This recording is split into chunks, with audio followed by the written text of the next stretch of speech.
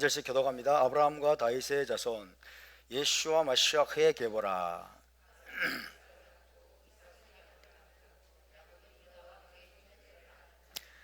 유다는 다말에게서 베레스와 세라를 낳고 베레스는 헤스론을 낳고 헤스론은 람을 낳고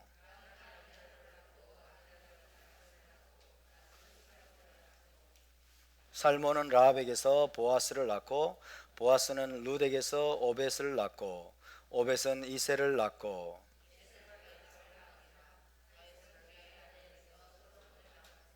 솔로몬은 르호보암을 낳고 르호보암은 아비야를 낳고 아비야는 아하사를 낳고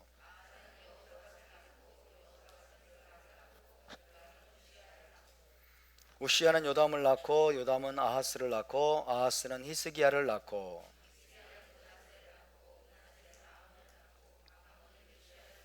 다같이 바벨론으로 사로잡혀 갈 때에 요시야는 여고냐와 그의 형제들을 낳으니라. 아멘. 네.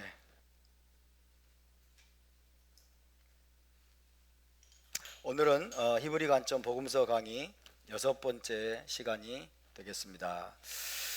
지난 시간에는 사복음서의 공통된 주제와 더불어서 마태복음의 독특한 주제에 대해서 살펴보았습니다. 사복음서가 공통적으로 제시하고 있는 주제는 무엇일까요? 예슈아가 이스라엘의 메시아이시고 인류의 구원자로 오신 분이다 라는 거죠. 메시아로 오신 예슈아의 인격과 미션 및 행적들을 주제로 하고 있다고 할 수 있겠습니다. 그 중에서도 마태복음은 특히 다윗 보좌의 합법적인 계승자로 오신 예슈아의 왕권을 강조하고 있다고 말씀드렸습니다. 다윗 보좌의 합법적인 계승자로 오신 예슈아의 왕권을 강조하고 있고, 이스라엘의 왕 메시아로 오신 예슈아, 이스라엘의 왕이시자 메시아로 오신 예슈아를 부각시키고 있는 지극히 유대적인 복음서가 바로 마태복음이라고 말씀을 드렸습니다.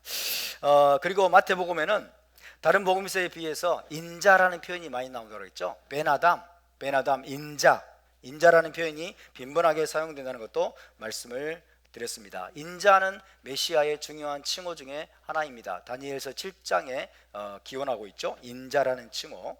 그리고 마카비 시대의 현인이었던 의인 시므온은 세상이 세 가지 위에 세워져 있다라고 했는데 뭐였습니까? 첫 번째 토라 혹은 토라 공부, 두 번째는 성전 제사, 아보다라고 합니다. 아보다, 성전 제사. 세 번째는 친절의 행위, 게밀루트 하사딤. 해봅시다. 게밀루트 하사딤.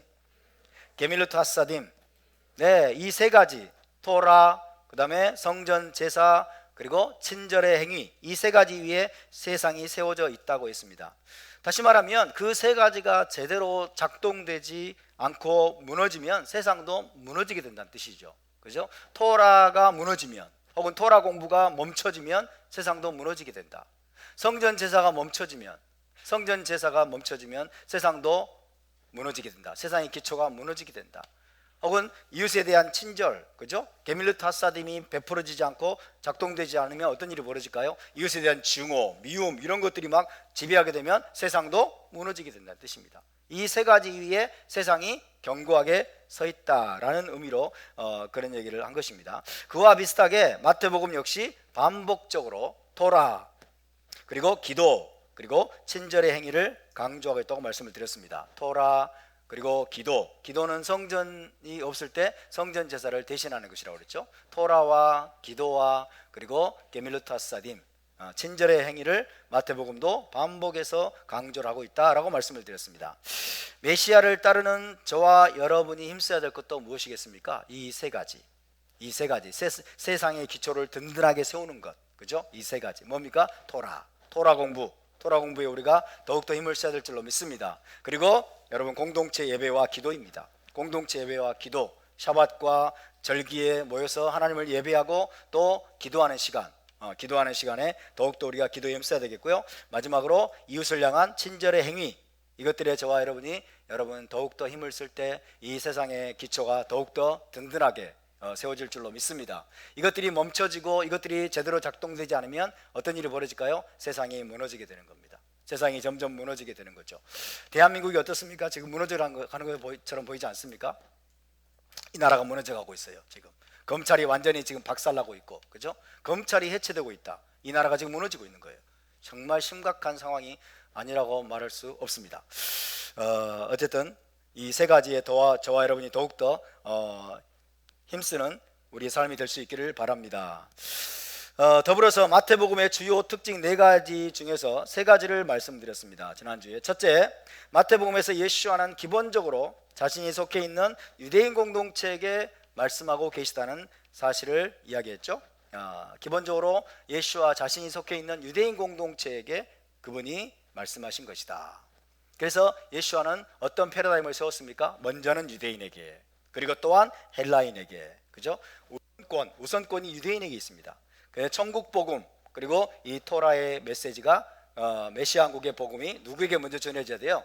유대인에게, 그죠? 유대인에게 먼저 전해지고 거기서 멈추는 것이 아니라 그리고 또 헬라인에게, 모든 이방인에게까지 전해야 된다는 것을, 그 패러다임을 우리 주님이 세우신 것입니다. 그래서 마태복음 28장 마지막 부분에 뭐라고요? 너희는 가서 모든 민족으로 제자를 삼아라 그랬죠. 그러니까 유대인에서 멈추지 말라는 거예요. 먼저 유대인이지만 그러나 또한 헬라인에게, 그죠? 이 패턴을 제대로 이해했던 사람이 사도 바울이죠. 사도 바울이 예수와의 뒤를 이어서 이제 이 메시아 왕국 복음을 모든 이방인에게 전하는 일에 헌신했던 사람이 바로 사도 바울이라고 할 수 있겠습니다.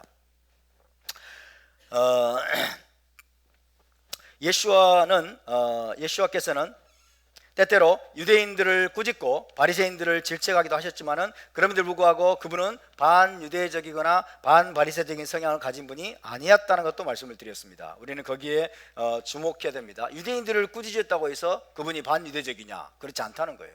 바리새인들을 그분이 질책하셨다고 해서 반바리새적인 분이냐? 그런 분이 아니란 얘기입니다. 오히려 그것은 자신이 속한 공동체 내의 유대인들과 바리새인들에게 진정한 회개와 각성을 촉구하신 애정어린 질책으로 보아야 된다. 그죠? 사랑의 질책인 겁니다. 유대인들을 향해서 사랑의 질책을 하고 바리새인들을 향해서 그들이 진정으로 회개하고 돌이키기를 원하시는 사랑이 가득 담긴 질책으로 봐야지, 반바리새주의, 반유대주의적인 그런 의도에서 하신 것이 결코 아니라는 사실을 우리가 이해해야 되겠습니다.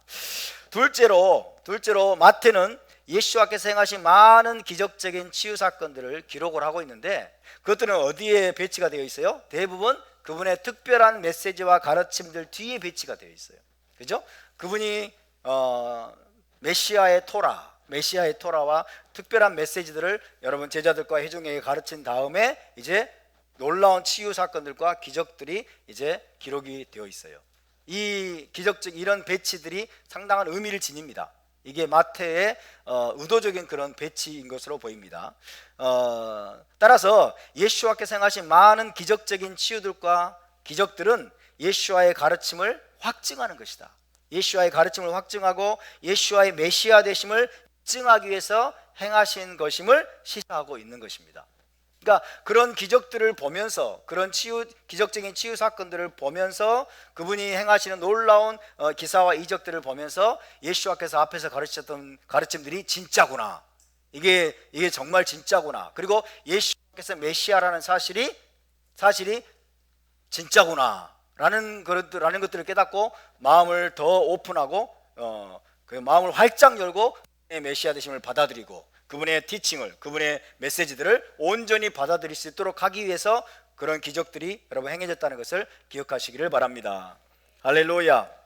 셋째로 마태복음에는 마가복음과 누가복음도 마찬가지입니다. 마태복음에는 예수와의 임박한 죽음에 대한 3번의 예고가 기록되어 있다고 했습니다. 예수와의 임박한 죽음에 대한 3번의 예고가 기록이 되어 있습니다. 예수와는 그래서 단순히 지혜로운 조언자나 탁월한 교사 혹은 위대한 선지자로 오신 것이 아니고 그분만이 하실 수 있는 독특한 미션을 수행하러 오신 분이다. 그분만이 하실 수 있는, 하늘 아버지께서 그분에게만 맡기신 독특한 미션을 수행하러 오신 분인데 그것이 뭐예요? 바로 십자가에 못 박혀 죽으시고 부활하시는 겁니다. 십자가에 못 박혀 죽으시고 부활하시는 이 특별한 미션, 그분만이 하실 수 있는 독특한 미션을 수행하러 오신 분이다 라는 것을 지금 이 복음서들이 강조해서 보여주고 있습니다. 그 이전에는 누구도 그 미션을 수행한 적이 없습니다. 모세도 위대한 선지자였지만, 엘리야도 위대한 선지자였지만, 위대한 선지자들이 많았지만, 그런 미션을 수행하러 온 사람은 지금까지 단 한 명도 없었습니다. 오직 예수와만이 그 독특한 미션을 수행하기 위해서 오신 분임을 복음서들이 강조하고 있는 것입니다. 십자가의 죽으심과 3일 만의 부활을 통해서 다른 어떤 선지자도 할 수 없고 오직 하나님이 기름 부어 세우신 마시아흐, 메시아만이 하실 수 있는 죄와 사망의 문제를 해결하러 오신 분임을 마태복음이 강조하고 있는 것입니다. 죄와 사망의 문제를 영원히 해결하러 오신 분은 오직 예수와가 유일하십니다. 할렐루야. 예수와만이 여러분 그 미션을 수행하러 오신 분이라는 것을 복음서에서 강조하고 있습니다. 인간이 하나님의 영광이 충만한 에덴 동산으로 돌아가지 못하도록 지금까지도 인간을 사로잡고서 노예로 삼고 있는 것이 무엇입니까? 죄와 사망 권세 아닙니까? 그죠? 인간이 다 죄의 노예가 되어 있어요. 사망 권세에 붙잡혀 있어요. 모든 인간은 죽어야 돼요. 모든 인간은 죄의 노예로 사로잡혀서 원치 않게 죄 가운데를 끌려다닙니다. 죄와 사망 권세에 붙잡혀가지고 노예처럼 끌려다니면서 여러분 죽어가고 그리고 에덴 동산으로 돌아갈 수 없게 되어 있어요. 그 문제를, 그것이 인간의 근원적인 문제예요. 그 근원적인 문제를 해결하러 오신 분이 바로 우리 주 예수와이심을 믿으시기 바랍니다. 오랫동안 기다려온 이스라엘의 마시아흐, 그분만이 여러분 십자가에서 죽으시고 그리고 3일 만에 부활하심으로써 여러분 죄와 사망의 문제를 영원히 해결하신 분임을 믿으시기 바랍니다. 할렐루야. 여기에 대한 신선한 각성이 우리에게서 일어나야 될 줄로 믿습니다. 신선한 깨달음과 각성과 감사가 우리 안에서 터져 나와야 돼요. 따라서 유대인이든 이방인이든 그 예수와 마시아크를 믿음으로 마음에 영접하면 죄와 사망 권세에서 영원히 해방되고 다시 하나님의 영광이 충만한 메시아 왕국과 에덴 동산에 돌아갈 수 있다는 것이 마태복음의 가장 중요한 메시지입니다. 할렐루야. 네 번째입니다. 자, 오늘은 넷째로 우리가 마태복음을 비롯한 복음서를 통해서 예수와에 대한 전체적인 그림을 붙잡으려고 할 때 무엇보다도 우리는 승리하신 구원자 예수께 초점을 맞춰야 됩니다. 자, 마태복음, 마가복음, 누가복음, 요한복음 다 사복음서가 마찬가지입니다. 그죠? 마태복음을 비롯한 사복음서는 마지막에 우리에게 무엇을 제시해주고 있느냐? 승리하신 예수와의 모습을 보여주고 있습니다. 할렐루야. 그분은 고난을 당하시고 핍박을 당하시고 창에 찔리시고 뺨도 얻어 맞으시고 여러분 침뱉음을 당하시고 그리고 결국에는 십자가에 못 박혀서 무기력하게 돌아가신 것처럼 보이지만은 사복음서가 공통적으로 우리에게 보여주는 메시아의 마지막 모습은 승리하신 분이라는 겁니다. 그분이 이기고 승리하신 분임을 보여주고 있어요. 할렐루야. 그래서 무엇보다도 우리는 승리하신 구원자 예수께 초점을 맞추고 그로 인해서 큰 힘과 용기와 담대함을 얻어야 된다는 것, 이것이 바로 네 번째입니다. 여러분, 물질 문명이 고도로 발달하고 하나님의 창조 질서를 증오하는 이 좌파 네오막시스트라고 하죠. 네오막시스트, 신마르크스주의, 그죠? 좌파 네오막시스트들이 지금 창고를 하고 있는 게 21세기의 모습이에요. 하나님의 창조 질서를 증오합니다. 하나님의 창조를 이들이 부정하고 이들은 무신론과 유물론에 사로잡혀 있어요. 그런 네오막시스트들이, 좌파 네오막시스트들이 미국에도 지금 창고를 하고 있고 대한민국에도 창고를 하고 있어요. 이스라엘도 마찬가지입니다. 전 세계, 지금 이 유럽도 마찬가지고 전 세계 하나님의 창조 질서를 부정하고 증오하는 이 좌파 네오막시스트들이 창고란 21세기에 우리는 기독교와 복음에 대한 엄청난 반대와 증오에 지금 직면하고 있습니다. 심지어 기독교를 송두리째 파괴하기 위한 차별금지법들이 유럽 여러 나라들과 미국에서까지 제정이 되었고 우리나라에서도 차별금지법을 정의당과 야합을 해가지고 여러분 날치기로 통과시키려고 하는 움직임들이 지금 계속 보여지고 있습니다. 계속 시도하고 있어요. 심지어 길거리에서 전도하는 전도자들을 체포하는 일까지 여러분 일어나고 있는 게 우리가 살고 있는 이 시대예요. 길거리에서 복음을 전했다고, 기독교 복음을 전했다는 이유로 경찰이 잡아가. 어떻게 이런 일이 일어날 수 있습니까? 그게 바로 21세기에 여러분 우리가 직면하고 있는 현실입니다. 기독교와 복음에 대한 극렬한 반대, 핍박, 증오가 지금 우리가 직면하고 있는 현실이에요. 때로는 절망스럽죠. 한편으로는 물질 문명의 과잉으로 인해서 점점 더 사람들이 하나님과 복음에 대해서 관심을 보이지 않게 되었어요. 너무나 물질 문명이 과잉이 돼가지고 먹을 것, 입을 것이 풍족하고 그 다음에 손안에 들고 있는 이 스마트 기기들이 너무나 편리하니까 더 이상 하나님을 찾을 필요가 없어요. 사람들이 더 이상 하나님을 찾지 않고 교회로 오지 않는 그런 시대가 되었습니다. 동시에 다른 한편으로는 반기독교적인 이념과 정서가 전 세계로 빠른 속도로 확산되어 가고 있어요.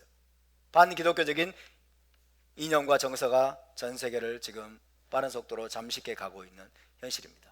물질 문명의 과잉으로 사람들이 하나님을 찾지 않을 뿐만 아니라 좌파 네오마르크시스트들이 여러분 전 세계를 쥐고 흔들면서 기독교에 대한 증오, 반감, 그리고 핍박, 반대 이런 것들이 빠른 속도로 더 퍼져가고 있는, 우리는 계속해서 더 이상 설 곳을 잃어버리고 코너로 몰리고 있는 듯한 그런 현실을 우리가 직면하고 있는 게 부인할 수 없는 현실입니다. 그런데 우리가 잊지 말아야 될 것은 예수와께서 오셔서 사역하셨던 1세기 유대 땅에서도 현 시대 못지않게 예수와의 복음에 대한 반대와 저항이 거셌다는 사실입니다. 참된 복음에 대한, 참된 복음의 메시지에 대한 저항과 반대와 핍박은 어느 시대를 막론하고 굉장히 거셌다는 것을 우리가 잊지 말아야 되겠습니다. 예수와께서 친히 오셔가지고 회개하라 천국이 가까웠느니라 천국 복음을 전하시고 많은 이들을 치유하시고 여러분 전도하시던 그 시대에도 예수와에 대한 반대, 예수와 복음에 대한 저항이 굉장히 거셌다는 사실 우리가 잊지 말아야 되겠습니다. 서기관과 바리새인 같은 종교 권력자들 뿐만 아니라 대다수의 유대인들이 예수와의 메시지에 귀를 닫았습니다. 귀를 막았습니다. 그리고 그분을 따르는 자들은 상대적으로 극소수에 불과했다는 사실을 우리가 기억해야 됩니다. 대다수는 여러분 예수와를 배척했습니다. 절대 다수는 예수와의 메시지에 귀를 닫았고 여러분 예수와의 등을 돌렸습니다. 급기야 유대 종교 권력자들은 로마 권력의 힘을 빌어서 유대인의 왕이요 이스라엘의 메시아로 오신 하나님의 아들을 십자가에 못 박아 죽이는 극악무도한 만행을 저지르기까지 했습니다. 도저히 일어날 수 없는, 핍박하는 건 그렇다 칩니다. 그죠? 반대하는 것도 그렇다 쳐요. 그런데 말도 안 되는 누명을 씌워가지고 로마의 권력을 여러분 빌어가지고 이스라엘의 메시아로 하나님이 보내신 그분을 십자가에 못 박혀서 가장 잔인한 처형 방법이에요. 가장 극악무도한 범죄자를 처형하는 그 처형대에 올려놓고 그분을 십자가에 못 박아 죽여버렸어요. 그런 잔인한 만행을 저지르기까지 했던 것이 1세기의 상황이에요.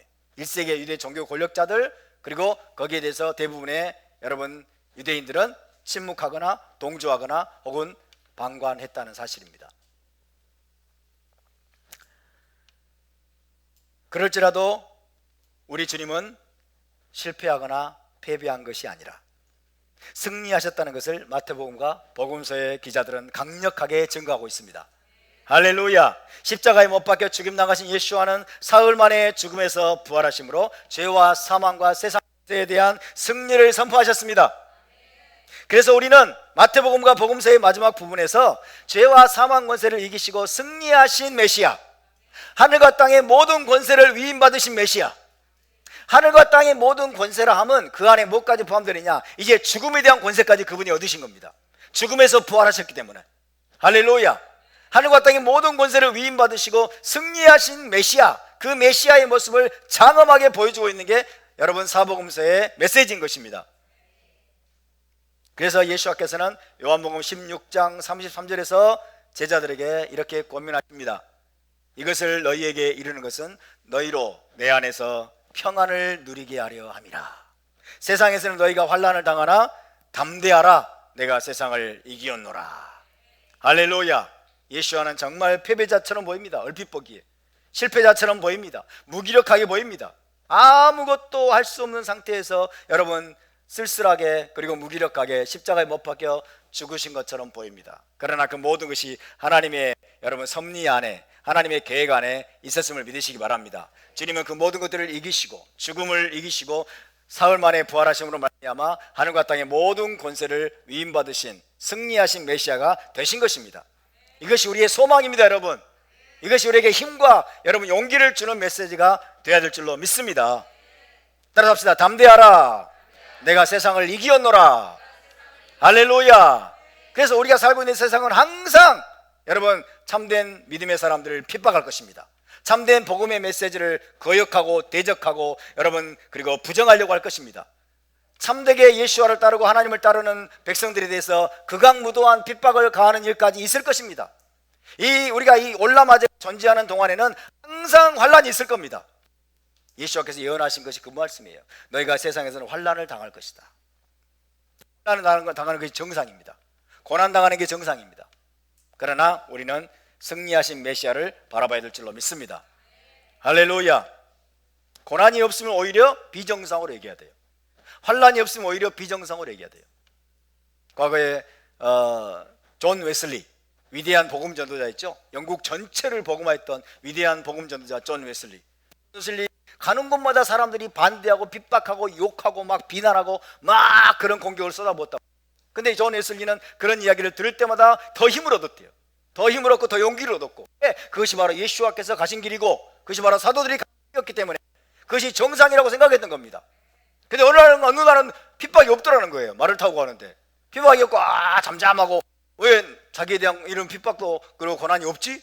그리고 이제 실망에 빠져가지고 내가 뭘 잘못하고 있나? 그리고 말을 타고 터벅터벅 걸어가는데 뒤에서 저놈 존 웨슬리 돌을 탁 던지더라는 거죠. 그러니까 할렐루야 그러면서 감사함으로 여러분 기뻐했다는 그런 이야기가 있습니다. 여러분 고난을 당할 때 낙심하지 마시기 바랍니다.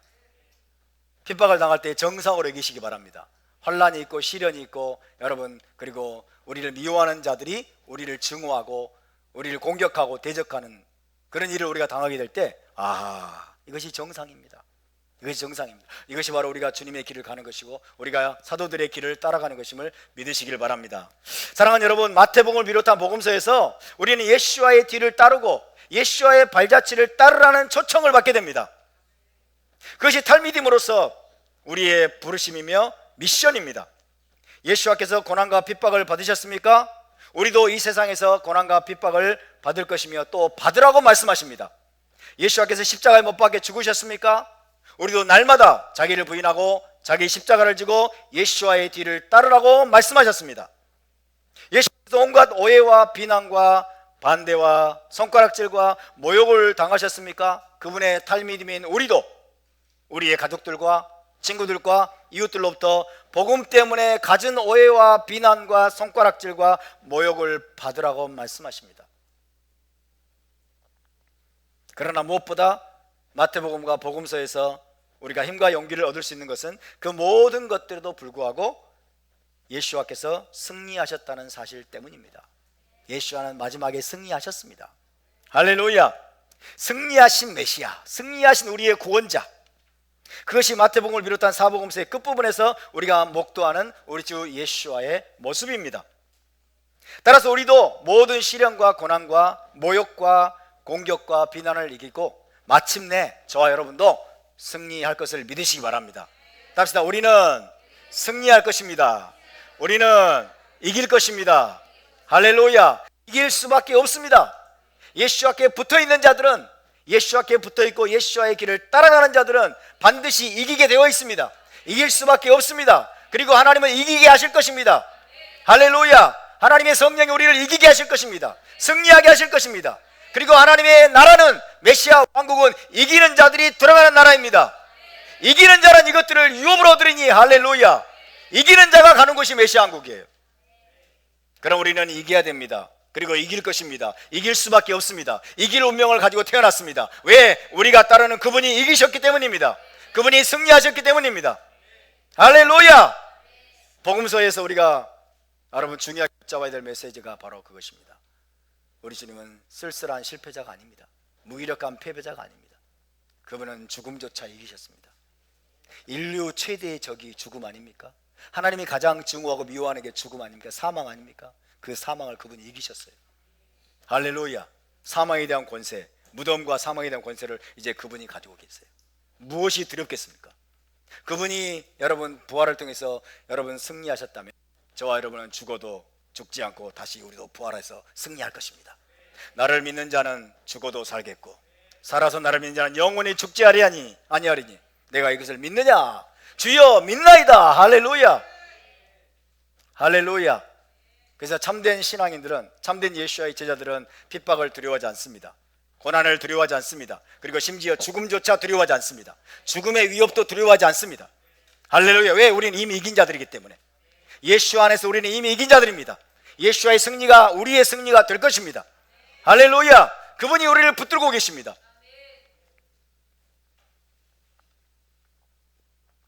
우리가 마지막까지 포기하지 않고 예수와의 발자취를 끝까지 따라간다면 우리는 결국 그분의 모든 승리와 영광에도 참여하게 될 것을 믿으시기 바랍니다. 그분의 승리와 영광에만 참여하려고 하지 마세요. 그분의 영광만을 바라지 마세요. 그분의 영광을 원한다면 그분이 당하셨던 고난과 핍박과 시련에도 우리가 참여하는 참여자가 되어야 될 줄로 믿습니다. 맞습니까? 예, 그분과 영광을 받기 원하는 사람들이 여러분 십자가의 고난을 피하려고 하고, 그죠? 십자가로 인한 핍박과 환난을 피하려고 하면 되겠습니까? 그것은 어불성설이죠. 말이 안 되죠. 자, 그와 관련해서 마태복음 19장에서 예수와는 아주 놀라운 약속을 주고 계십니다. 마태복음 19장 한번 볼까요? 마태복음 19장 27절에서 29절을 보겠습니다.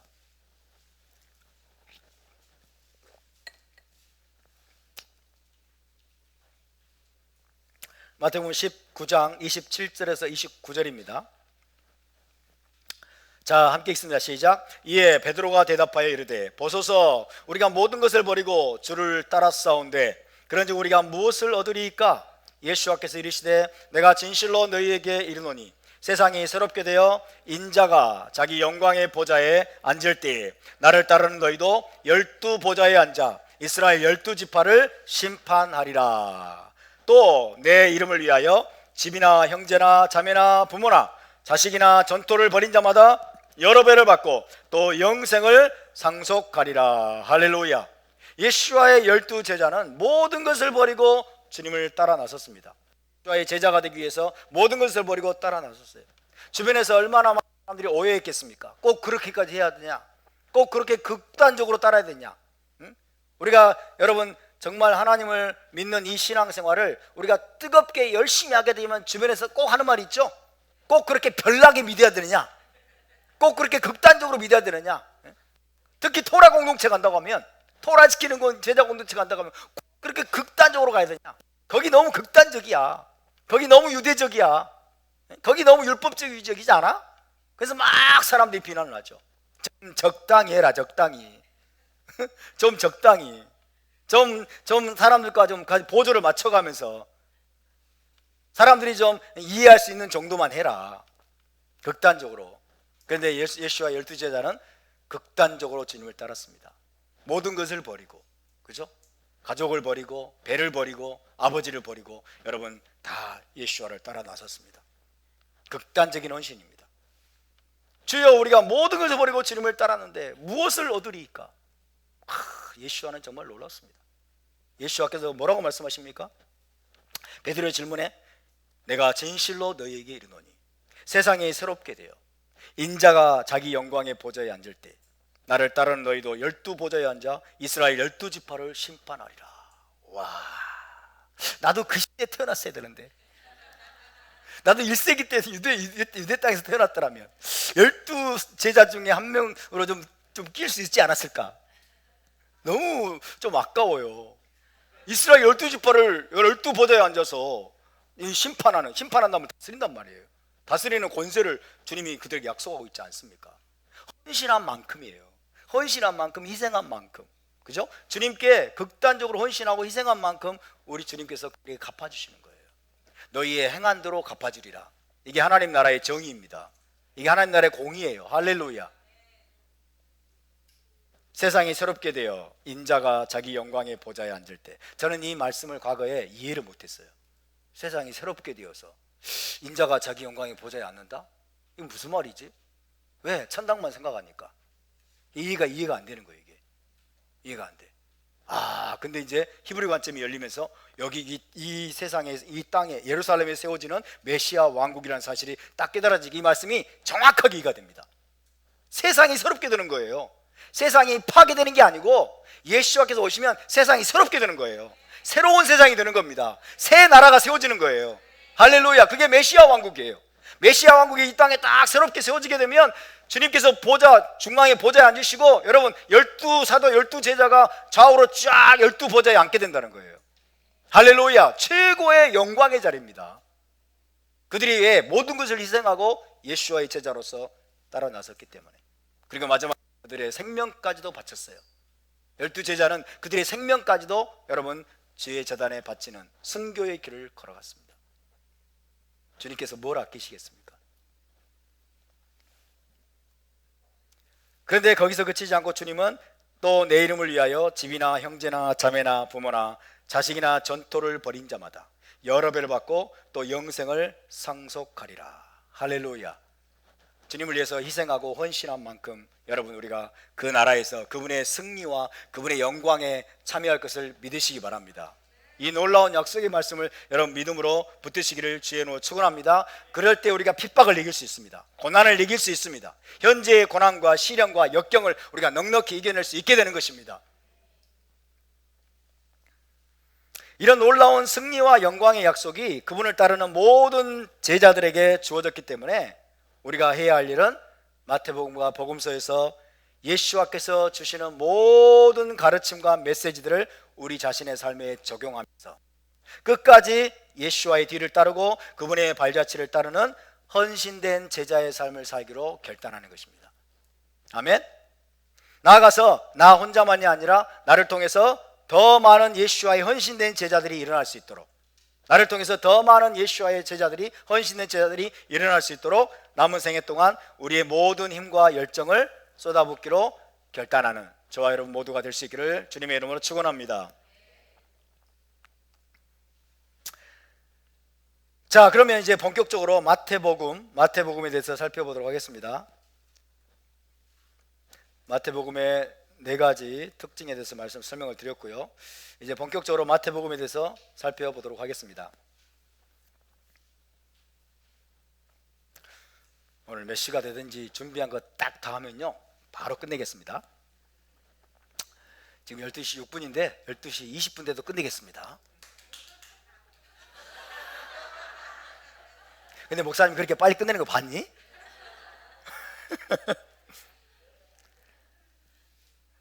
자, 이스라엘의 왕 혹은 유대인의 왕으로 오신 예슈아 마시아크를 소개하고 있는 마태복음.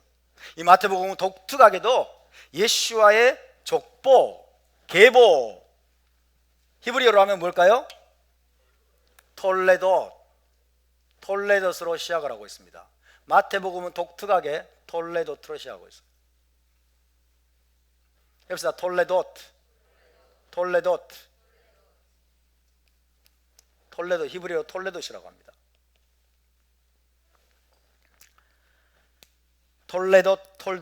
톨도트는 이제 아마 연기형으로 쓸 때 톨도트 같은데요. 톨레도스로 시작이 되고 있어요. 왜 마태복음 혹은 마태가 마태복음을 톨레도스로 시작을 하고 있을까? 왜 마태가 톨레도스로 시작을 하고 있을까? 그 이유는 여러 가지가 있습니다. 그 이유를 좀 말씀을 드리겠어요. 왜 마태가 톨레도스로 시작을 하고 있는가? 첫째로 유대인 공동체는 바벨론 포로에서 돌아왔을 때 가족의 순수성을 확보하기 위해서 계보 기록을 추적하는데 심혈을 기울였어요. 가족의 순수성을 확보하기 위해서 계보에 대한 기록을 추적하는데 심혈을 기울였다. 언제? 바벨론 포로에서 돌아올 때. 이것이 유대인 공동체가 했던 일입니다. 유대인 공동체가 바벨론 포로에서 돌아왔을 때 가족의 순수성을 확보하기 위해서 계보에 대한 기록을 추적하는데 심혈을 기울였어요. 톨레도스에 관한 기록을 추적하는데 심혈을 기울였습니다. 특히 귀환하는 포로들 중에서 순수한 혈통의 제사장 가문을 밝히는 것이 중요한 이슈 중에 하나였어요. 에스라 느헤미야를 읽어보면 그런 내용이 나옵니다. 순수한 제사장 가문이 누구냐, 그죠? 왜? 성전을 지어야 되니까. 성전을 지어서 성전에서 섬기게 해야 되기 때문에 귀환하는 포로들 가운데서 순수한 혈통의 제사장 가문을 밝혀내는 것이 유대인 공동체의 중요한 이슈 중에 하나였습니다. 그래서 바벨론에서 유대인 공동체가 돌아올 때 순수한 제사장 가문, 또 여러 자기 가족들의 순수한 혈통, 순수한 가족의 순수성을 확보하기 위해서 계보에 대한 기록을 추적하는 일에 심혈을 기울였다라는 것을 기억하시길 바랍니다. 그래서 그 전에도 물론 그랬지만은 바벨론 포로기 이후에 유대인들은 계보를 대단히 중요하게 여기게 되었습니다. 계보를 대단히 중요하게 여기게 되었고, 계보를 따지는 일에 익숙하게 되었어요. 계보에 대한 기록을 꼼꼼히 살피고 계보를 따지고 이 톨레돗, 자기 가정의 톨레돗을 중요하게 여기는 그런 특성을 보여주게 되었습니다. 따라서 마태가 예수와의 계보를 보여줌으로써 복음서를 시작하는 것은 지극히 유대적인 관점과 부합되는 것이고 유대인 친화적인, 그죠? 유대인 친화적인 것이라고 할 수 있겠죠. 유대인들은 이 계보를 딱 읽어가는 순간에 벌써 너무나 편안함을 느끼겠죠. 너무나 편안함, 너무나 유대적이다, 너무나 편안함을 느끼고 예수와가 이런 계보를 통해서 온 분임을 이들이 확신하면서 굉장한 기쁨에 여러분 휩싸일 수도 있을 겁니다. 우리 이방인들이 이 계보를 읽으면 굉장히 지루하죠. 굉장히 지루하고 답답하고, 그죠? 빨리 건너뛰고 싶고, 그리고 또 실제로 많은 사람들이 건너뛸 겁니다. 여러분 중에서도. 근데 유대인들은 안 그래요. 계보에 너무나 익숙해 있어요. 계보를 따지는 일에 굉장히 여러분 전문성을 가진 그런 사람들이 바로 유대인들입니다.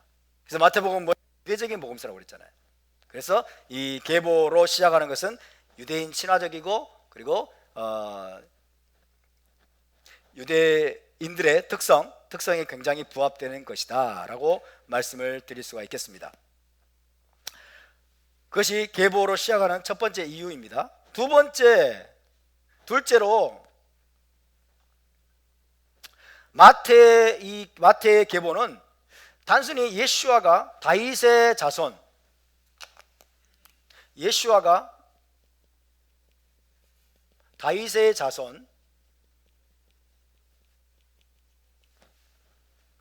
다윗의 자손일 뿐만 아니라 궁극적으로는 아브라함까지 거슬러 올라갑니다. 아브라함까지 거슬러 올라감으로써 아브라함에게 약속하신 씨, 그죠? 아브라함에게 약속하신 씨예요.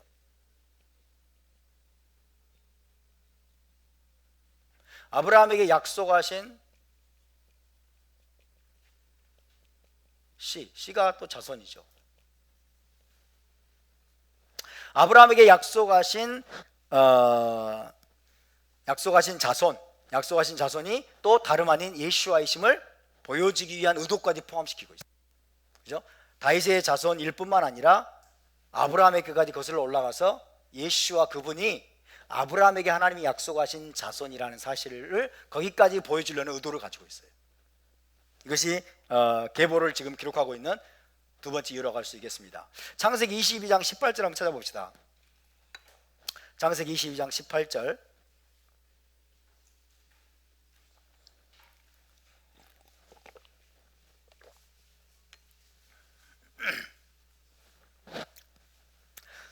아브라함에게 약속하신 자손, 약속하신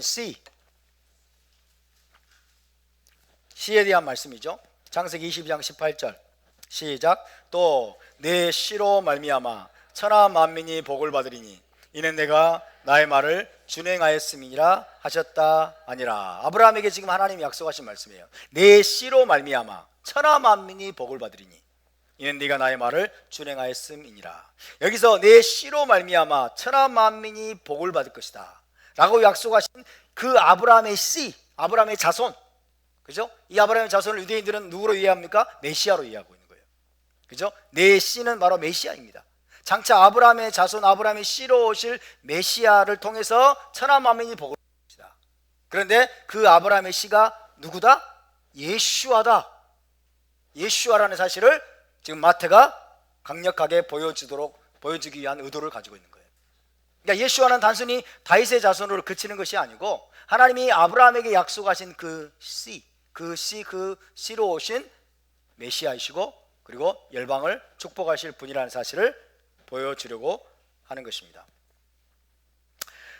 자, 그래서 마태복음 1장 1절을 보시면 마태는 아브라함과 다윗의 자손 예슈와 마슈아 그의 게보라 이렇게 돼 있죠. 마태복음 1장 1절에서 두 가지를 강조하고 있는 거예요. 두 가지를. 첫 번째, 예슈아는 다윗의 자손으로서 이스라엘의 왕 메시아다. 자, 다윗의 자손이라고 하는 것은 이스라엘의 왕, 그죠? 이스라엘의 왕으로 오신 메시아라는 걸 강조하고 있어요. 이스라엘의 왕 메시아, 킹 마시아크입니다. 다윗의 자손이란 말이 바로 그런 뜻이에요. 다윗의 자손이란 말은 이스라엘의 왕 마시아크로 오신 분이다. 누가? 예슈아가. 그리고 그분이 아브라함의 자손이라는 건 뭡니까? 아브라함의 자손이라고 하는 것은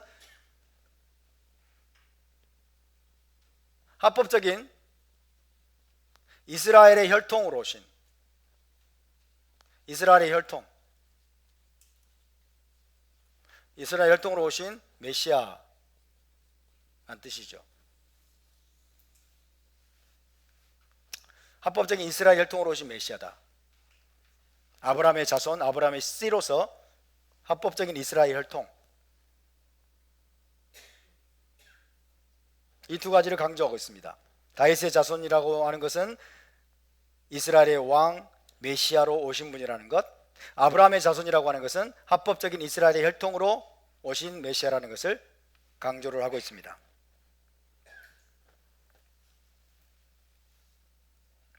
혈통적인 이스라엘, 그죠? 혈통적인 이스라엘 사람만이 이스라엘의 왕이 될 수 있고 메시아가 될 수 있어요. 메시아가 될 수 있는 자격 요건이 굉장히 많죠. 토라에 보면 메시아가 될 수 있는 자격 요건이 굉장히 많은데 세 가지만 말씀드릴게요. 첫 번째, 메시아는 이스라엘 사람이어야 돼요. 이스라엘 사람. 혈통적인, 그죠? 첫 번째로 혈통적인 이스라엘 사람이어야 돼요. 이게 아브라함의 자손이라는 뜻입니다. 아브라함의 자손. 벤 아브라함, 아브라함의 자손. 혈통적인 이스라엘 사람이어야 됩니다. 첫 번째로 메시아는. 두 번째로 이스라엘 자손인데 이스라엘 12지파 중에서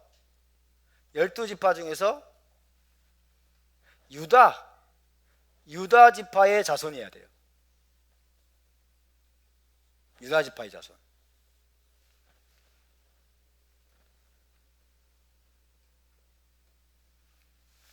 유다 지파의 자손이어야 한다. 세 번째,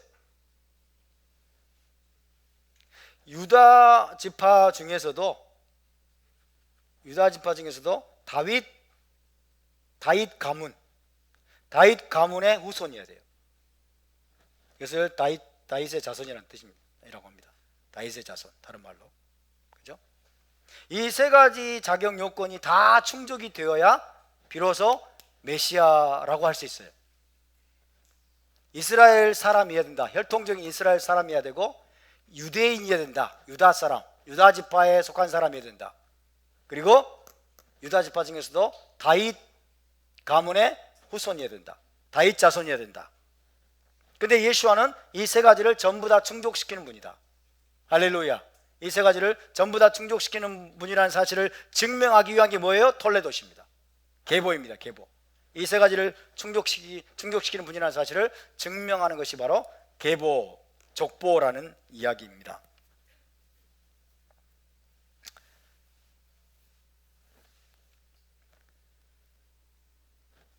세 번째로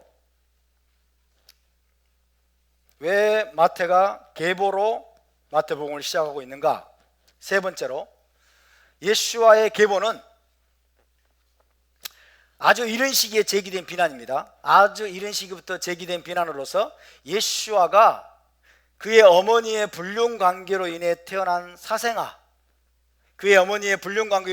사생아라는 비난을 물리치기 위해서 기록되었다고 할 수 있습니다. 아주 이른 시기부터 이런 비난이, 이런 중상모략이 여러분 유포되어 있었어요. 그래서 예수와가 그의 어머니의 불륜 관계로 인해서 태어난 사생아라는 비난을 물리치기 위해서 기록되었다고 할 수 있습니다. 자, 그런 중상모략들 중에 한 가지는 뭐냐면 예수아가 정혼 기간에 음행을 저질러 가지고 남편에게서 이혼당한 마리아, 정혼 기간에 음행을 저질러서 남편에게서 이혼당한 마리아와 판테라스라는 로마 군인입니다. 판테라스라는 로마 군인 사이에 태어났다는 그런 비방, 중상모략이 여러분 유포가 되어 있었어요. 아주 이런 시기에, 초기에. 이해되시나요? 마리아가 정혼기간에 음행을 저지르고 요셉으로부터 이혼을 당한 후에 로마 군인인 판테라스라는 로마 군인 사이에서 태어난 자가 예수아다, 사생아다 라는 그런 비방이 중상모략이 유포가 되어 있었는데, 그런 비방을 물리치기 위해서 지금 마태가 정확한 계보를 제시해 주고 있는 겁니다. 정확한 계보를. 특히 정통 유대인들 사이에서 그런 비방이 일찍부터 퍼져 있었다고 합니다. 정통 유대인들, 예수와를 대적하고 그죠? 예수와를 부인하는 정통 유대인들 사이에서 그런 아마 갖은 종류의 소문들, 그런 비방들이 널리 퍼져 있었다고 합니다. 그런데 마태는 예수와의 계보를 명백히 밝힘으로써 그런 허무맹랑한 비방과 중상모략을 물리치고자 한 것으로 보입니다. 지금도 이 반기독교적인 이 유대 랍비들은요, 예수와를 우리 한국말로 하자면 호로자식이라고 그래요. 예수와에 대해서 대한민국의 우리나라 표현을 하면 그런 식으로 막말을 해요. 그러면서 이런 종류의 이 뜬소문과 같은 이야기를 이제 막 들이대는 거예요. 합법적으로 태어나지 않고 이제 불법적인 방식으로 사생자로 태어났다, 이런 식의 이야기들을 하는 유대 랍비들이 있습니다. 그것이 언제부터 시작된 거예요? 초기부터 예수와를 거절하고 대적하는 정통 유대인들 사이에서도 그런 소문들이, 비방들이, 중상모략이 상당히 퍼져 있었다고 합니다. 근데 마태는 그 비방을 이제 물리치기 위해서, 그것이 잘못됐다는 것을 물리치기 위해서 바로 또 이 계보로 마태복음을 시작하고 있다 할 수가 있겠습니다. 이제 끝낼까요? 시간이. 자, 다 함께 마태복음 1장 1절 다시 한번 읽어보겠습니다. 1장 1절.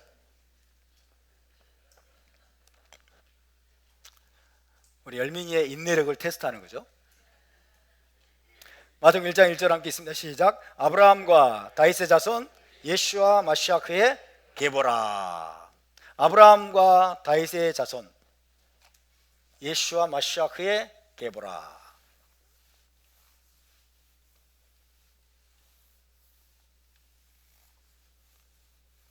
우리말 성경에 뭐가 제일 먼저 나오죠? 아브라함과 이렇게 돼 있죠? 아브라함과. 그런데 델리츠라는 아마 메시안 유대인일 거예요. 델리치라는 분이 번역한 히브리어 마태복음이 있습니다. 히브리어 신약 성경이 있어요. 이분이 번역한 내용을 보면 이렇게 돼 있어요. 자, 한번 해볼까요? 아브라함과 다윗의 자손 예수와 마시아크의 계보라. 우리 개혁성경에 세 개라 이랬죠? 계보라 이렇게 돼 있잖아요. 자, 제일 먼저 세페르가 나옵니다. 세페르, 책이죠. 그 다음에 뭘까요? 톨도트. 세페르 톨도트, 계보의 책이다 이죠. 톨도트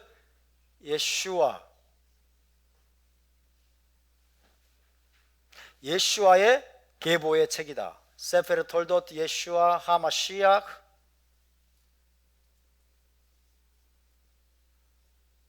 마시ach. 그 다음에 나오는 게 벤 다비드예요. 벤 다비드. 그 다음에 벤 아브라함.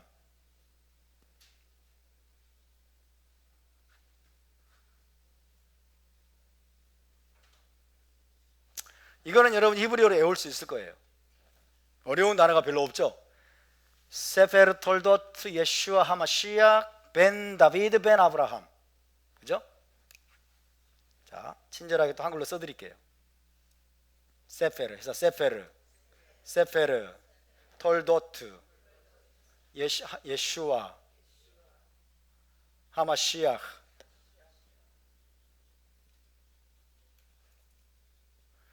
벤 다비드 벤 아브라함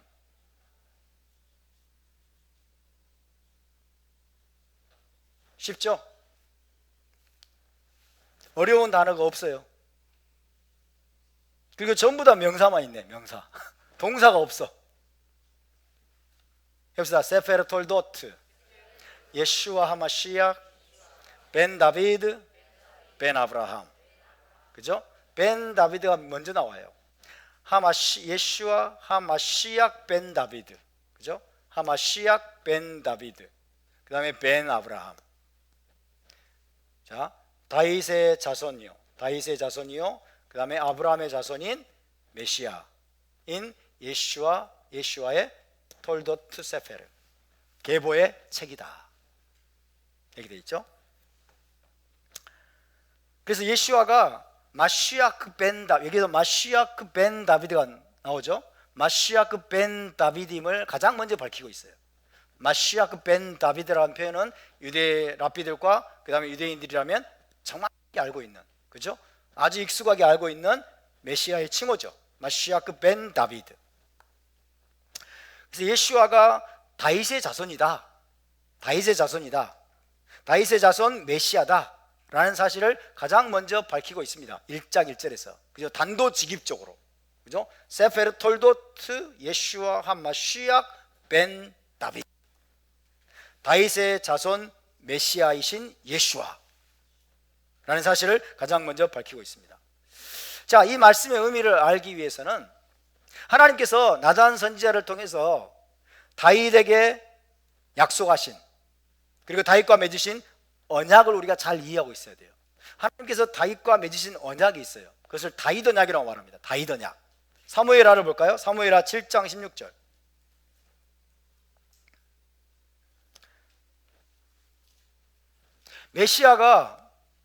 메시아가 왜 벤 다비드냐? 메시아가 왜 다윗의 자손이어야 되느냐? 라는 사실을 우리가 알기 위해서는 하나님과 다윗 사이에 맺어진 언약의 말씀을 우리가 이해하고 있어야 됩니다. 사무엘하 7장 16절을 보겠습니다. 사무엘하 7장 16절. 자, 시작. 내 집과 내 나라가 내 앞에서 영원히 보존되고 내 왕위가 영원히 견고하리라 하셨다. 할렐루야. 내 집과 내 나라가 내 앞에서 영원히 보존되고 내 왕위가 영원히 견고하리라. 영원히 견고. 이걸 뭐라고 말하냐면 사무엘하 7장 16절을 다윗 언약이라고 말합니다. 다윗 언약. 하나님이 다윗과 맺은 언약이에요. 다윗과 맺은 언약. 내 집과 내 나라가 영원할 것이다. 그리고 내 왕위가 영원히 견고할 것이다. 그죠? 내 왕위가 영원히. 다윗의 왕권은 어느 나라에 대한 왕권이에요? 이스라엘 나라에 대한 왕권이죠. 이스라엘 나라를 통치하는 다윗의 왕권이 영원히 견고할 것이다. 누구를 통해서? 다윗의 자손들을 통해서. 그죠? 그러니까 이스라엘의 왕이 될 자손들이 내 가문에서 끊어지지 않을 것이다 라는 말씀인 거예요. 이스라엘의 왕이 될 자손들이 내 가문에서 끊어지지 않을 것이다. 그러니까 이스라엘의 왕권은 누구 것이다? 다윗 가문에게 속한 것이다. 이해되십니까? 이것이 하나님이 다윗에게 준 약속이고 언약이에요. 이스라엘의 왕권은 다윗에게 주셨다. 제사장권은 누구에게 주셨다? 아론에게 주셨다. 영원히, 그죠? 제사장권은 영원히 아론 자손에게 주셨고, 왕권은 누구에게 영원히 주셨다? 다윗에게 영원히 주셨다. 할렐루야. 이것을 우리가 먼저 분명히 알아야 됩니다.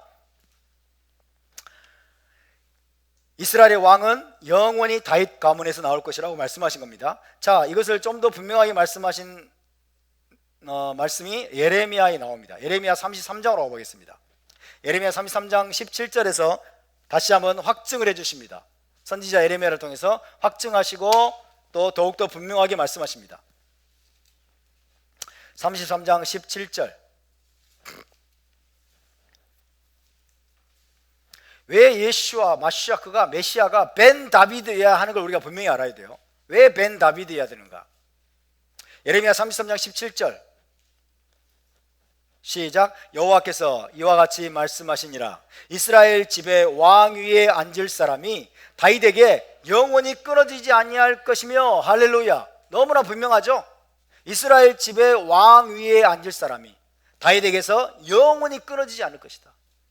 그러니까 이스라엘 왕은 전부 다윗의 자손으로 이루어진다는 거죠. 그죠? 다윗의 후손이 이스라엘 집에 왕 위에 앉기 위해서 끊임없이 태어나게 될 것이다. 영원히 끊어지지 않을 것이다. 그래서 이스라엘의 왕권은 누구에게 속한 것이다? 다윗 가문에게 속한 것이다. 이해되십니까? 20절을 봅시다. 20절. 자, 예레미야 33장 20절에서 22절을 또 읽습니다. 20절에서 22절. 하나님이 얼마나 강력하게 말씀하시냐면, 함께 읽습니다. 시작. 여호와께서 이와 같이 말씀하시니라. 너희가 능히 낮에 대한 나의 언약과 밤에 대한 나의 언약을 깨뜨려 주야로 그때를 잃게 할 수 있을진데, 내 종 다윗에게 세운 나의 언약도 깨뜨려 그에게 그의 자리에 앉아 다스릴 아들이 없게 할 수 있을 것임 있겠으며. 무슨 말이에요 이게? 낮에 대한 나의 언약과 밤에 대한 나의 언약을 깨뜨려 주야로 그때를 잃게 할 수 있다면, 지금 하나님이 낮과 밤에게 언약을 세웠다는 거예요. 어떻게 언약을 세웠어요? 올라마제가 존재하는 한 끊임없이 낮과 밤이 계속될 것이다. 이게 하나님이 낮과 밤에게 세우신 언약이래. 맞습니까? 이 현 세상에 존재하는 한 낮과 밤이 여러 순환되는, 계속 반복되는 이것이 끊어질 수 있습니까? 없습니까? 끊어질 수 없어요. 만약에 그거를 끊을 수 있다면 다윗 집에서 왕이가 태어나지 못하게 할 수 있을 것이다. 이러는 거예요. 그러니까 현 세상에 존재하는 한 낮과 밤이 계속해서 순환해서 계속 반복되는 것처럼, 그처럼 다윗의 집에서 이스라엘 왕이 될 자들이 계속해서 일어나게 될 것이다. 할렐루야. 이걸 하나님이 아주 강력하게 말씀하시는 거예요. 절대로 이 언약은 깨뜨릴 수 없다는 거예요. 다윗에게 약속하신 하나님의 언약, 그죠?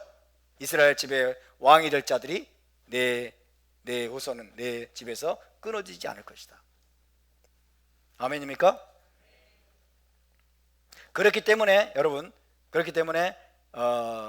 메시아는 다윗의 집에서 태어나야 된다. 왜? 메시아는 왕이기 때문에. 메시아는 이스라엘 왕이기 때문에.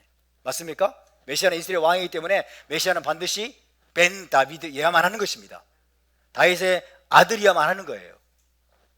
할렐루야. 22절을 보겠습니다. 하늘의 만상은 셀 수 없으며 바다의 모래는 측량할 수 없나니 내가 이와 같이 내 종 다윗의 자손과 나를 섬기는 레위인을 번성하게 하리라 하시니라.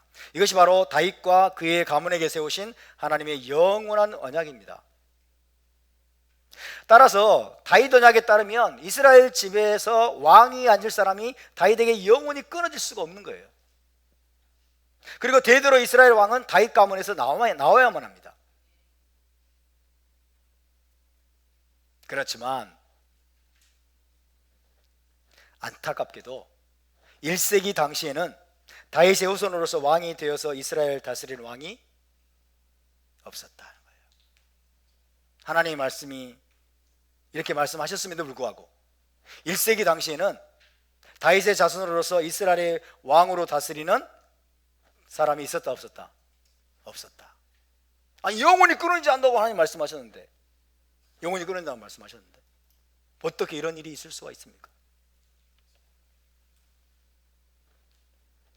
사실 여러분, 유다 왕국의 마지막 왕이 누구죠? 유다 왕국의 마지막 왕이 누구죠? 큰일 났네. 예수와? 남유다 왕국의 마지막 왕이 누구였어요? No. 시드기야죠. 시드기야. 토라만 뒤따 읽다 보니까 이제 뭐 역대기 말씀을 다 까먹어버리고, 유다 왕국의 마지막 왕이 시드기야였어요. 그죠? 시드기야. 이 시드기야가 바벨론을 배반했죠. 그래가지고 바벨론으로 끌려가요. 눈이 뽑혀가지고. 눈이 뽑혀 바벨론으로 끌려가. 유다 왕국의 마지막 왕이었던 이 시드기야가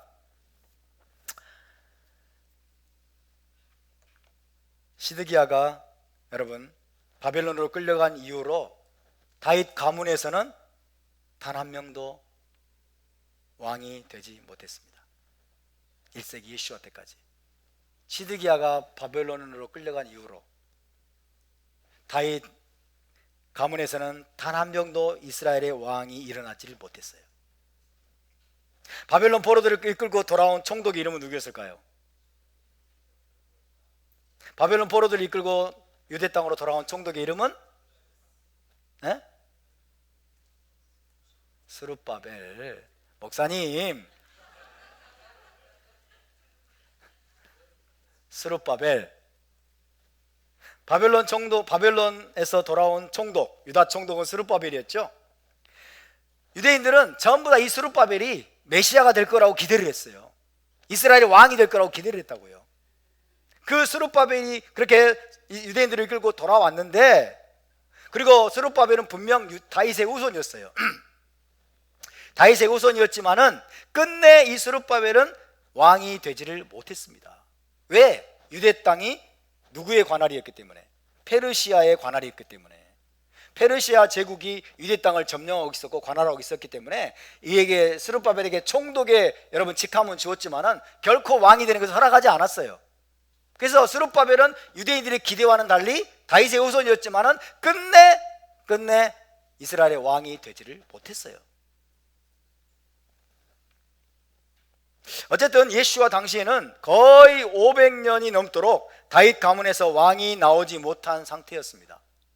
결과적으로 다윗 가문도 아주 약화되어서 정치적인 영향력도 너무나 미미해졌고 존재감조차 느낄 수 없는 상태로 다윗 가문이 축소되어 버렸어요. 존재감도 느껴지지 않을 정도로 축소되어 버렸어요. 500년 이상 왕이 안 나왔다니까. 완전히 다윗 가문이 말 그대로 괴멸된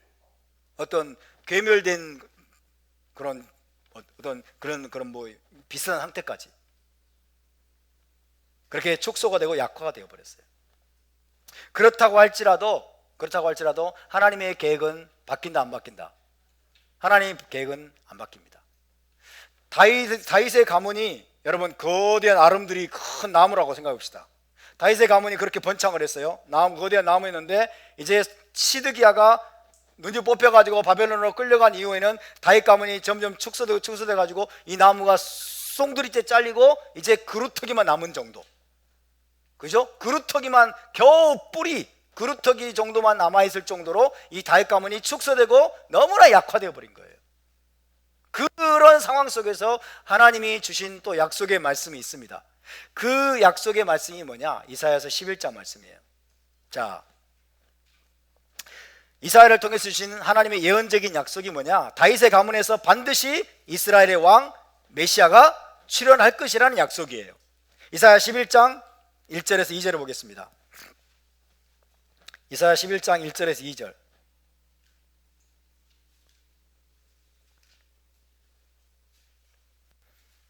(11장 1절에서 2절) 시작.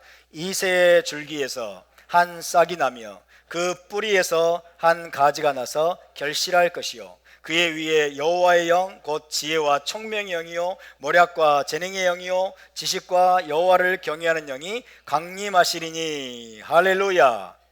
이 말씀처럼 장차 이새의 가문, 이새의 줄기는 이새의 가문을 말하는 거예요. 이새의 가문은 다윗의 가문이죠. 이새의 가문, 다윗의 가문. 근데 그 뒤에 보니까 그 뿌리에서 그랬죠. 그 뿌리에서 한 가지가 나온다. 이 말은 뭐예요?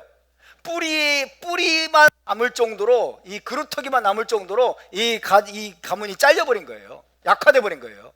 그러니까 뿌리에서 가지가 나오는 거예요. 이해가 되시죠? 겨우 그루터기만 남은 그 다윗의 가문에서, 이새의 가문에서 한 가지가 나서 결실할 것이다. 할렐루야. 이 가지 넷제르가 뭐예요? 메시아입니다.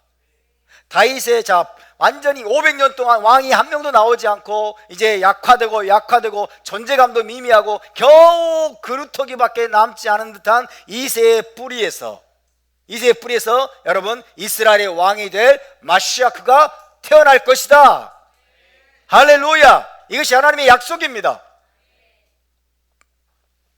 그리고 그가 이스라엘을 포로 상태와 압제로부터 구속하신 후에 다윗의 보좌에 앉아서 영원히 통치할 것이다. 영원히 통치할 것이다. 그것이 바로 선지자들의 한결같은 예언이었습니다. 그 예언 중에 하나가 이사야 9장 6절에서 7절입니다. 찾아봅시다. 이사야 9장 6절에 7절. 자, 그루터기밖에 남지 않은 이새의 줄기에서 다윗의 가문에서 메시아가 출현할 것이고 그가 영원히 이스라엘 왕으로 통치할 것이다. 9장 6절에 7절 읽습니다. 시작. 이는 한 아기가 우리에게 낳고 한 아들을 우리에게 주신 바 되었는데 그의 어깨에는 정사를 메었고 그의 이름은 기묘자라 모사라 전능하신 하나님이라 영존하시는 아버지라 평강의 왕이라 할 것입니다. 그 정사와 평강의 더함이 무궁하며 또 다윗의 왕자와 그의 나라에 군림하여 그 나라를 굳게 세우고 지금 이후로 영원히 정의와 공의로 그것을 보존하실 것이라. 만군의 여호와의 열심히 이를 이루시리라. 할렐루야. 자, 이새의 줄기에서 한 가지가 나고 여러분 싹이 나서 결실하고 이스라엘 왕이 마시아크로 나타날 것이다. 그랬는데 여기는 뭐예요? 그분이 다윗의 왕자와 그의 나라에 군림해서 영원히 공의와 정의로 그 나라를 다스릴 것이다. 그 나라는 뭐예요? 무궁할 것이다. 그 정사와 평강의 더함이 무궁하며 할렐루야. 영원히 멸하지 않는, 영원히 무너지지 않는 여러분 이스라엘 킹덤을 그분이 통치할 것이다 라고 약속하고 있는 겁니다. 자, 이런 약속들이 있기 때문에 그래서 유대인들, 특히 다윗 가문에 속한 사람들은, 다윗 가문의 후손들은 자기 가문에서 이스라엘을 다스릴 왕 메시아가 오시기를 학수고대하면서 기다리고 또 기다렸습니다. 그런데 500년이 지나도록 여러 세대가 지나고 500년이 넘는 세월이 흘러도 다윗 가문에서는 왕이 출현하지를 않았어요. 왕이 나타나지를 않았습니다. 얼마나 답답하고 얼마나 조급했겠습니까? 그러는 동안에 유다 지역은 어떻게 됐어요? 그러는 동안에 500년이 흐르는 동안에 유다 지역은 먼저는 바벨론의 지배하에 들어갔다가 그 다음에는 페르시아 제국의 지배하에 들어가게 되었고 그 다음에는 헬라 제국 셀류커스 왕조 영향권에 들어가게 되고 나중에는 로마 제국의 통치를 받는 로마의 속국으로 전락해버렸어요. 로마의 속국으로. 그런 식으로 해서 500년이 넘는 세월이 훌쩍 지나가게 된 거예요. 이 약속이 이루어지지 않은 채. 다윗의 자손으로서 이스라엘의 왕이 되실 메시아의 출현은 너무나도 요원해 보이고 심지어 헛된 꿈처럼 보이기까지 했습니다. 그래서 많은 이들이 실망과 좌절에 빠지게 되었고 또 많은 이들이 현실에 타협하면서 로마 제국에 빌붙어서 겨우겨우 자신의 부와 권력을 보장받고자 했던 것입니다. 하지만 여러 세대가 지나고 수백 년이 흘러도 하나님의 약속을 꼭 붙잡았던 사람들이 있었으니 그들이 바로 다름 아닌 누구였겠어요? 다윗의 후손들입니다. 다른 많은 유대인들은 여러분 하나님의 약속을 잊어버린다 할지라도, 그죠? 다른 많은 유대인들은 하나님의 약속을 잊어버릴 수 있어요. 실망과 절망에 사로잡혀서 꿈을 다 포기해버릴 수 있지만은 절대로 그 하나님의 약속을 잊어버릴 수 없는 사람이 있었으니 그들이 누구들이겠어요? 다윗의 후손들이죠. 다윗 가문의 후손들이죠. 다윗 가문의 후손들, 다윗의 후손들.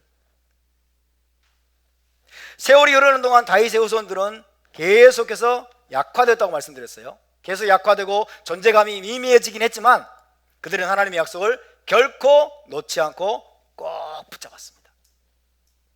장차 오실 메시아가 자신들의 가문에서 나올 것을 알았기 때문에 그들이 맨 먼저 했던 것은 무엇일까요? 장차 오실 메시아가 자신들의 가문에서 나올 것을 알았기 때문에 그들은 다윗 가문의 톨레도, 계보죠. 다윗 가문의 계보를 신중하게 기록하고 보존했어요. 다윗 가문의 톨레도를 신중하게 기록을 하고 그 다음에 잃어버리지 않고 보존을 해왔습니다. 따라서 다윗의 후손들은 자기 가문의 계보를 상세하게 기록한 톨레도를 굉장히 소중하게 여겼어요. 이 톨레도이 전부예요. 사실은 다윗 가문에게 있어서는 자기들의 모든 소망의 근거입니다. 자기들의 모든 희망의 근거예요. 이해되시죠? 마치 이 다윗 가문의 톨레도스는 뭐하고 같냐면 이스라엘의 왕권에 대한 권리 증서와 같아요. 이스라엘 왕권에 대한 권리 증서, 그죠? 그 왕권에 대한 권리 증서가 같기 때문에 이것을 절대로 잃어버리지 않도록 이들은 신중하게 기록을 하고 잘 보존을 했습니다. 만약에 누군가가 메시아라고 주장하려면 그는 먼저 다윗의 후손임을 증명해야만 하는 거죠.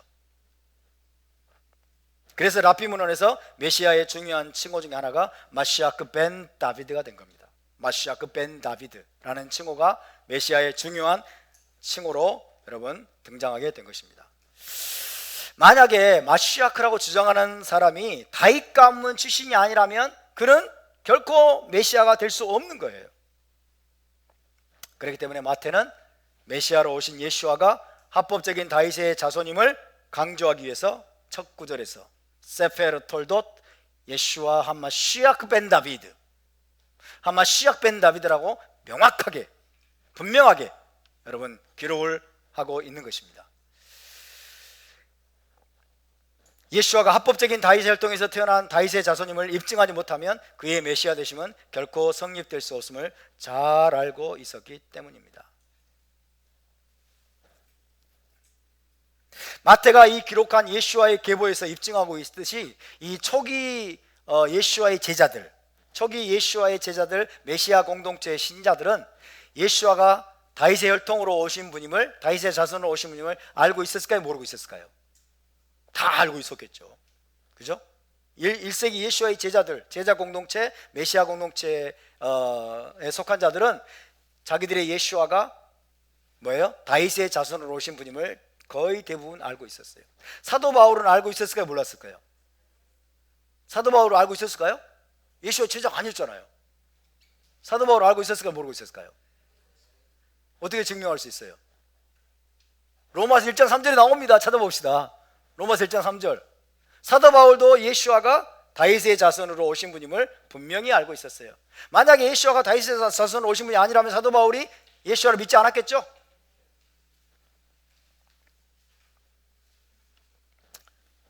거의 끝나가고 있습니다. 로마서 1장 3절 시작. 그의 아들에 관하여 말하면 육신으로는 다윗의 혈통에서 나셨고 할렐루야. 이렇게 사도 바울도 예수와께서 다윗의 혈통에서 태어나신 다윗의 자손임을 분명히 알고 있었어요. 그죠? 이런 관점에서 마태가 제시하고 있는 예수와의 계보, 다윗 자손임을 입증하는 예수와의 톨레돗은 엄청나게 중요한 자료인 것입니다. 너무나도 중요한 막중한 자료라고 하지 않을 수가 없습니다. 다만 한 가지 곤혹스러운 것은 이제 오늘은 마지막으로는 질문을 제기하고 마치려고 그래요. 그리고 다음 주부터 이 질문에 대한 해답을 하나하나 여러분과 함께 나누도록 하겠습니다. 곤혹스러운 건 뭐냐면 누가복음 3장에도 계보가 나와요. 누가복음 3장에도 예수와의 계보가 나오거든요. 근데 마태복음 1장의 계보하고 누가복음 3장의 계보가 너무나 달라. 너무나 달라요. 이름들도 거의 뭐 천양지차로 다릅니다. 마태복음 1장의 계보는 잘 들어보세요. 마태복음 1장의 계보는 다윗의 아들 누구? 솔로몬. 그죠? 다윗의 아들 솔로몬을 통해서 내려오는 계보를 제시하고 있어요. 근데 누가복음 3장의 계보는 다윗의 아들은 아들인데 다윗의 아들 나단을 통해서 내려오는 계보를 제시하고 있어요. 나단을 통해서. 우와! 어떻게 이렇게 다를 수가 있지? 둘 다 맞을 수가 있을까? 둘이 서로 충돌하는 건 아닐까? 어느 하나가 잘못된 것은 아닐까? 이런 질문들이 제기될 수 있겠죠. 그렇죠? 너무 달라요. 너무 달라. 마태복음 1장의 계보는 아브라함으로 시작해가지고 예수아까지. 근데 누가복음 3장의 계보는 예수아로부터 거꾸로 올라가요. 거꾸로 올라가 누구까지 올라가요? 아담까지 올라가. 아담까지. 그러니까 이 초점이 완전히 달라요. 그래서 그 의미가 무엇인지, 어떻게 그게 다를 수 있고 어떻게 둘 다 합당한 것을 우리가 받아들일 수 있는지, 그 부분들을 히브리 관점으로 한번 연구를 같이 해보겠습니다. 완벽한 해답은 못 드릴 수도 있습니다. 너무 기대하지 마세요.